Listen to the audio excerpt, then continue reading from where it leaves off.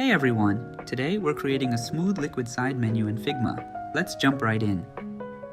Step 1. Setting up the liquid effect base.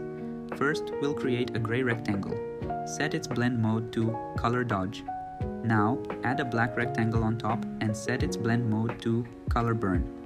Lock both rectangles in place to secure the foundation for the liquid effect. Step 2. Creating the dynamic island. Draw your dynamic island shape, fill it with black, and set a nice rounded radius. Add a blur effect for that soft, smooth touch.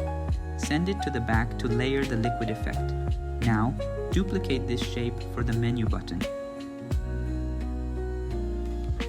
Adjust its size, add a new rectangle without any fill, and apply a stroke to it.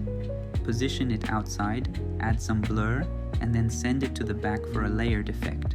Step 3. Building the liquid background. Now, let's build the liquid background. Duplicate the circle, placing one here, another one here, and a third one here. Move them slightly outside the frame for that spillover effect. Step 4. Adding the list items. Add in your list items, arranging them along the edge and moving them just outside the frame. Next, add a menu icon and add a close icon here as well, keeping them outside the frame for now. Step 5. Duplicating and adjusting the frame.